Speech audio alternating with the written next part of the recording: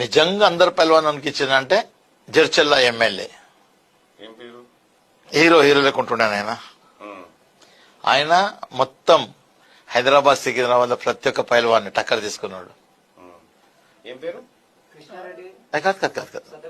కాదు చంద్రశేఖర్ కాదు, ఎర్ర సత్యం మేరా భయ్యాను. ఎర్ర సత్యం నేను వైకుంఠమన్న ముగ్గురం పోతే నన్ను వైకుంఠమని అనుకుంటారు అందరు. ఆయన కూడా కుస్తీ పైల్వానే. వాళ్ళు ఆయనక చేతకు మిగుసులా ఇద్దరు కనిపించకుండే. ఎర్ర సత్యం నీట్ గా ఇట్లా షేవ్ గేవ్ చేసుకుని ఫార్నల్ లెక్క ఎర్రగా ఉంటుండే ఆయన. ఎర్ర సత్యం ఉనుకు మానలేతాం. ఎర్ర సత్యం దాదాలందరినీ హైదరాబాద్ లో ప్రతి ఒక్కరికి ఇచ్చిండు ఆయన. ఎవరైనా సరే హైదరాబాద్ లో షెల్టర్ కావాలంటే మహబూబ్ నగర్ లో ఆయన నెల ఉండని 2 నెలలు ఉండని 4 నెలలు ఉండని మొత్తం పోషణ ఆయనదే. మళ్ళీ అండర్ గ్రౌండ్ ఎవరు బయటకు వచ్చేది లేదు. మొత్తం ప్రతి ఒక్కటి. ఎర్ర సత్యం ఎంత ఎవరెవరు ఉంటుండే? క్రిస్టఫర్ లోకల్ వాళ్ళు అక్కడ మహబూబ్ నగర్ వాళ్ళు వీళ్ళు. ఆయన మర్డర్ కూడా ఒక ప్లాన్ ప్రకారమే జరిగింది. ఎట్లా? ఆయన ఒక ఎస్ఐని కొట్టిండు.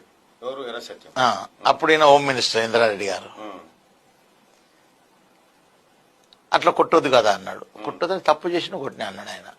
అప్పుడు ఆయన ఒట్టి మహబూబ్ నగర్ కే కింగ్ అనుకోరు అందరు. ఆయన అన్న నాకు కొంచెం టైం ఇస్తే నేను ఆంధ్రప్రదేశ్ నాకు గుప్పెట్లో పెట్టుకుంటా అన్నాడు. ఎర్ర సత్యం. ఈ వీళ్ళు ఉన్నారు కదా కృష్ణ, జేసీ దివాకర్, వీళ్ళు లిక్కర్ బిజినెస్ లా భరత్ సింహారెడ్డి వీళ్ళు లిక్కర్ బిజినెస్ లో మహబూబ్ నగర్కి వస్తే రానిలే ఆయన. కర్నూలునే ఉండాలి మీరు, ఇక్కడ కాదు, ఇది నా ఇలాకా అని అట్లేదో జరిగింది లోపల. తర్వాత ఈయన ఏ రోజైతే మర్డర్ చేసినారో ఆ రోజు ఒక స్కూల్లో ఫ్లాగ్ జెండా ఎక్కియాలి. ఈయన డ్రైవర్ను, ఈయన బాడీ గార్డ్లను అందరు మైనస్ చేసారు. ఈయన నెంబర్ 2 అందరు మైనస్ చేశారు.